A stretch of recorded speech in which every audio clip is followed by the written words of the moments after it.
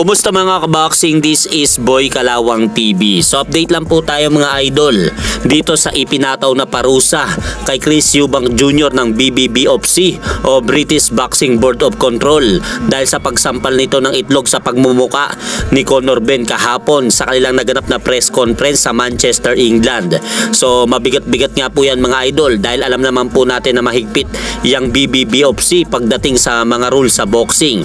Pero siguro mga idol, kahit na pinatawan ng parusa ng BBBOFC itong si Chris Eubank Jr. Tuloy pa rin po ang laban nilang dalawa ni Conor Benn ngayong araw. Kaya abangan na lang po natin ang magaganap na laban nila.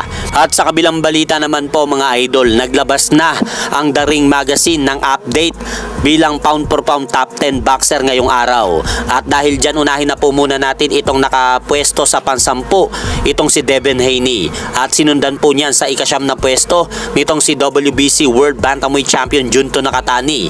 At nasa ikawalong pwesto naman po itong si WBA World Lightweight Champion Gervonta Tank Davis. At sinundan po niyan sa ikapitong pwesto itong si Unified World Super Middleweight Champion Saul Canelo Alvarez. At sinundan po niyan sa ika-6 na pwesto ni WBC Super Flyweight World Champion Jesse Bam Rodriguez.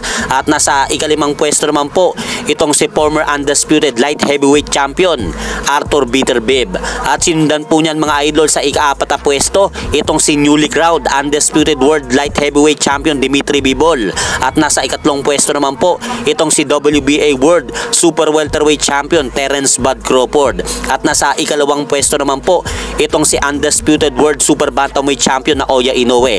At nasa top 1 naman po ng The Ring Magazine itong si Alexander Usyk. So ayun po mga idol ang bagong latest na inilabas ng The Ring Magazine. At sa kabilang balita naman po mga idol, may good news po tayo dahil ayon po dito sa latest na inilabas ng WBO ranking, umangat nga po itong ating Pilipinong kababayang boksingero na si former IBF World Super Flyweight Champion Jerwin Angcahas sa number 4 spot, habang nanatili naman po itong isa pa nating Pilipinong kababayang boksingero na si former 3 Division World Champion John Riel Cuadro Alas Casimero sa pang number 7 spot. So hanggang dito na lang po muna ang aking update sa mga aganapan sa mundo ng boxing. At syempre mga idol, huwag nyo rin po kalimutan, pakisuportahan nyo naman po muna ang ating munting channel. Maraming salamat po. Yun lang. Akala ko ba ikaw yung pinakamalakas? Yung pinalit mo sa kalaban mo, hindi naman natin kilala yun. Sino ba yun?